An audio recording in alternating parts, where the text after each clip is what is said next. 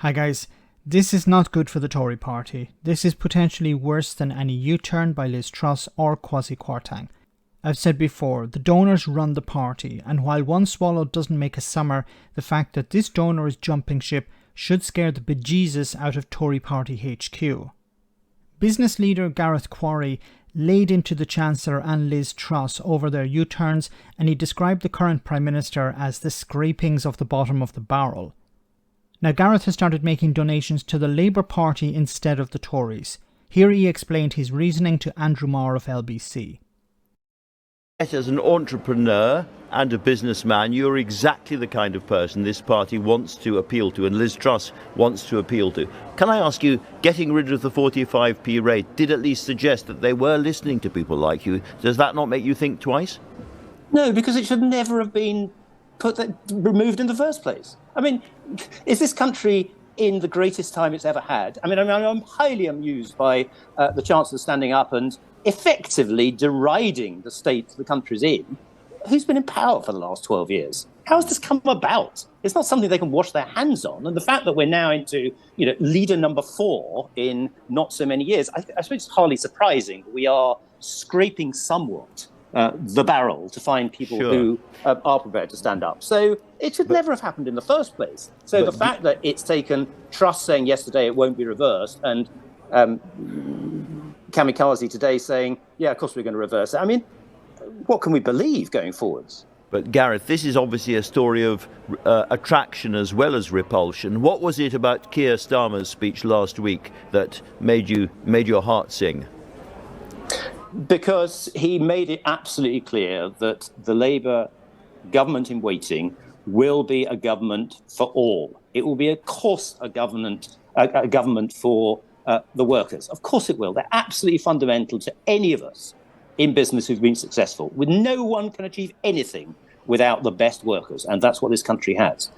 Equally, he held out a clear olive branch to business. I do not believe the bad old Labour ways of all business being bad and being slagged off. I just don't believe that is any longer the case.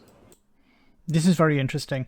Now, I want to talk about two different things here. First of all, the donors. Now, if the donors leave the Conservative Party, and as I said at the beginning, this is just one example. We can't, write off the Tories just yet. But if one leaves, it will encourage others to leave as well. And it's important to remember, why do people donate to the Conservative Party or any political party?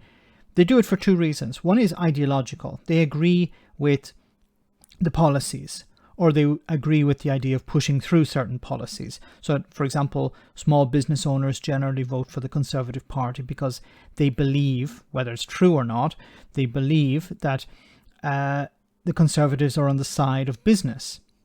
Now, I know it's impossible to believe this still, but some people still do actually hold on to that. Others donate for a different reason. They donate for influence. So they donate hundreds of thousands of pounds, perhaps, or more than that, because they want to influence policy. It's not just, I support a policy, I want to write the policy. And we've seen that over the last number of weeks and months, and it's been going on for years. So if these donors leave, then the party is in serious trouble because it relies on this money.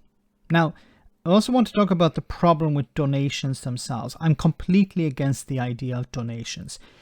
Parties should be publicly run. They should be publicly funded and publicly run in the sense that they should receive all of their money from the taxpayer. So the government should set up a commission. This money goes to the political parties, and they are not permitted to receive any donations from the public or from individuals or from businesses. It's not helpful because, on the Labour side, you have the unions who have a strong influence over, and that's understandable. But the unions are looking out for workers. They're not looking out, for example, for the consumer or for the environment, or not principally. Their focus is on workers, which is completely understandable. But you need political parties funded by public money. it eliminates a lot of the corruption, or it could potentially eliminate all corruption.